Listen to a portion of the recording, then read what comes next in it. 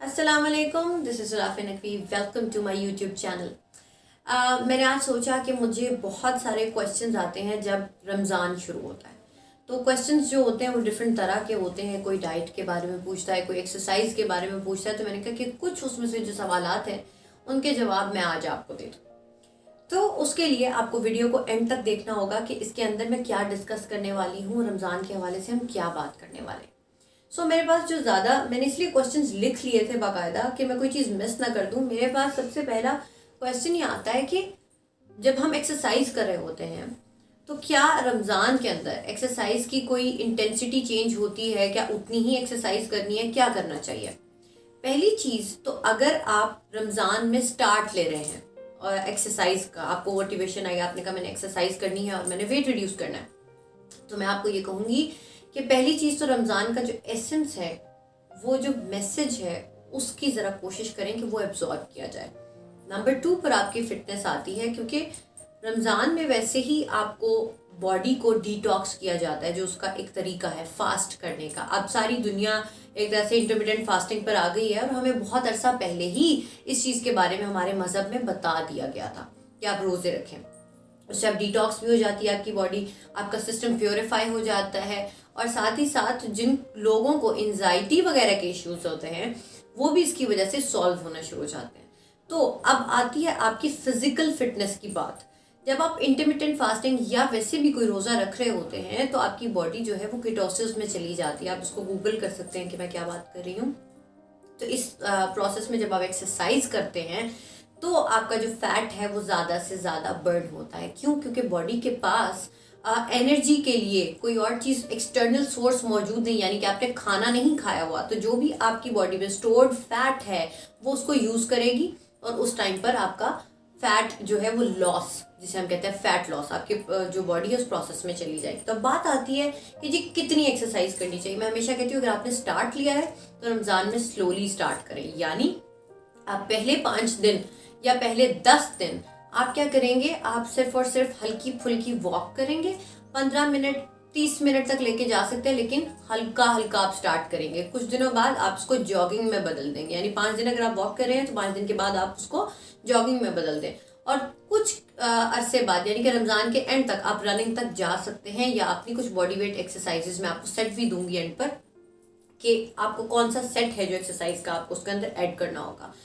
तो परसेंटेज कितनी होती है एक्सरसाइज की? नॉर्मली जो लोग एक्सरसाइज कर रहे हैं, जिस तरह मैं हूँ, अगर मैं एक्सरसाइज करती हूँ हफ्ते में 3 से 4 दिन, तो इंटेंसिटी जो कि मेरी एक्सरसाइज की ज़्यादा होती है। तो रमज़ान में मेरे लिए इंटेंसिटी होगी 50%, यानी कि 50% लेस। हम कहते हैं कि आप उसको 50% कम कर दें, एक्सरसाइज को कम करें, सेट्स को कम करें, टाइम को कम कर दें, क्योंकि आप रोज़ा भी रख रहे होते हैं, आपको अपनी डाइट का भी ख्याल रखना है। ऐसा नहीं है कि सिर्फ वेट लॉस के चक्कर में आप अपनी बॉडी को नुकसान पहुंचाना शुरू कर दें और कम खाएं और कहें मैं रोज़ा रखूं और वेट रिड्यूस हो जाए। ऐसा नहीं होगा, आपकी बॉडी को नुकसान होना शुरू हो जाएगा। 50% लेस आपका वर्कआउट होगा। नंबर 2, रमज़ान में जी एक्सरसाइज हम कब करें? अब इसके बहुत सारे टाइम होते हैं।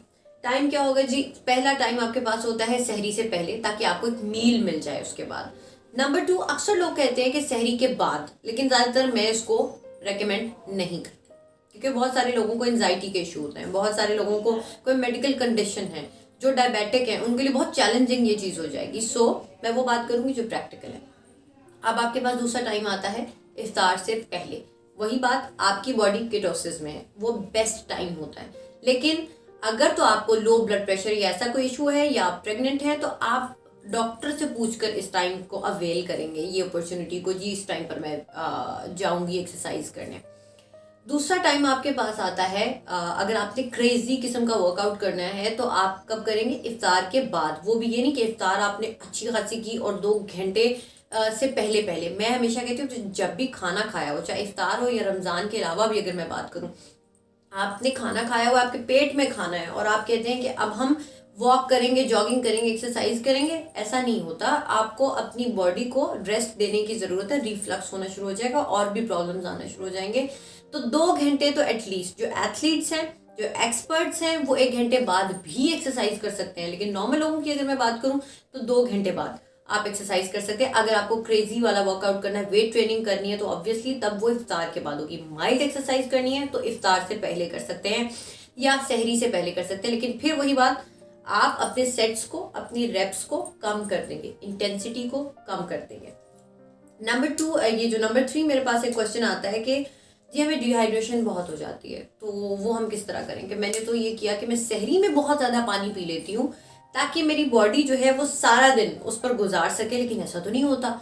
मैं अगर नॉर्मली अगर रमज़ान के अलावा इतना पानी पीऊँ तो शायद मुझे तब कोई फ़ायदा नज़र आए, लेकिन जब मैं सहरी में इतना पानी पीती हूँ तो वो इफ्तार तक क्यों नहीं रहता।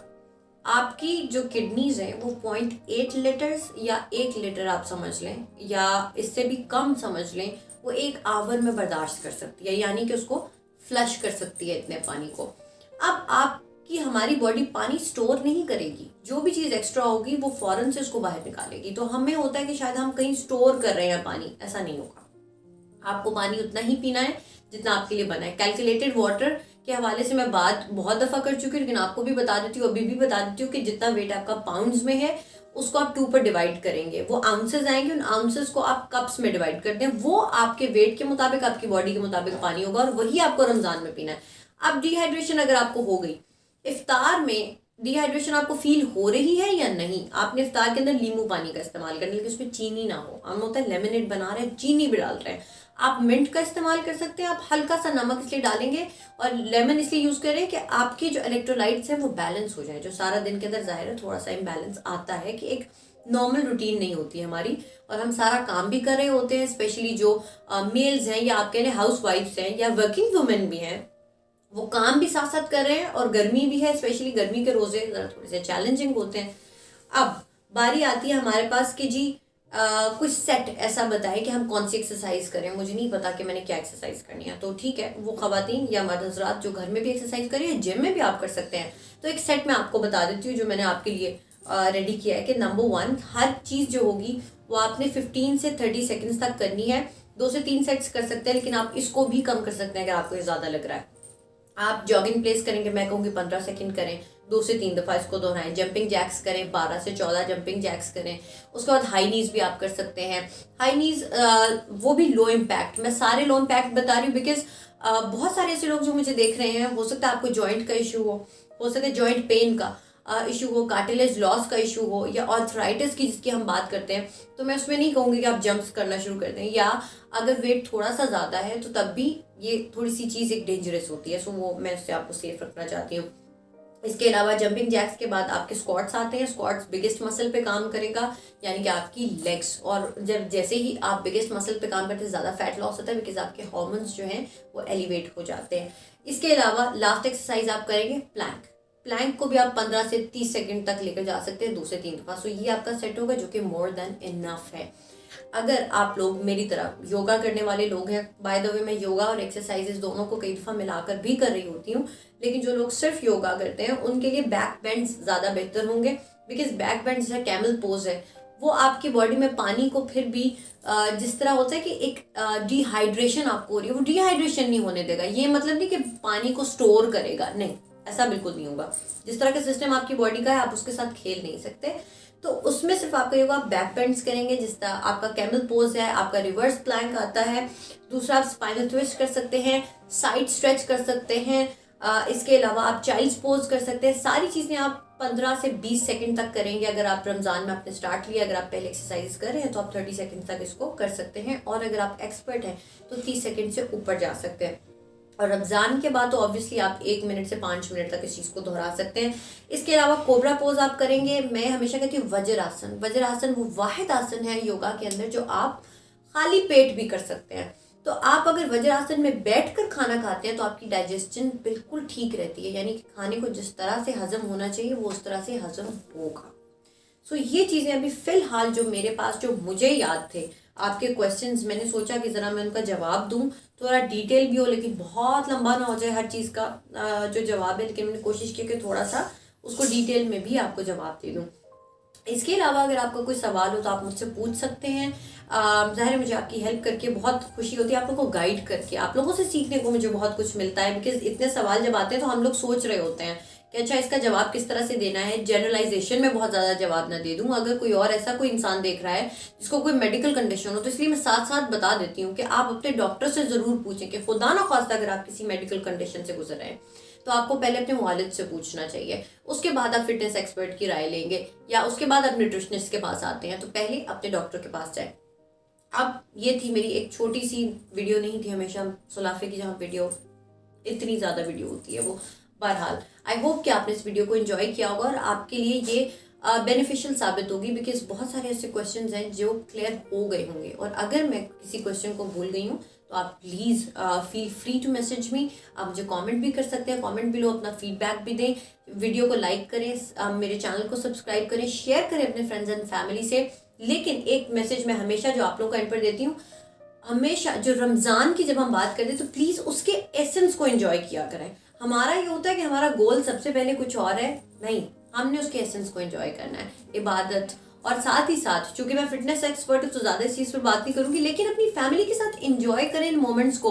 इकट्ठे सहरी बनाना, 30 दिन 29 दिन जितने भी हमारे पास होते हैं, इकट्ठे इफ्तार करना। हमारे पास ये मौका होता है कि जब ऑफिस भी जल्दी एक तरह से आपको ऑफ मिल जाता है उससे, तो सारी फैमिली इकट्ठे बैठकर खाना खा सकती है। और एक और आखिरी टिप मैं आपको देती चलूँ, आप लोग ये कर सकते हैं कि सहरी की उसके बाद जैसे आपने इफ्तार की, इफ्तार को डिनर में बदल लें। आप इफ्तार ही ऐसी डायरेक्टली कर लें कि जो डिनर हो आपका और उसके बाद आप सहरी में खाना खाएं, या आप 11-12 बजे कोई स्नैक ले सकते हैं।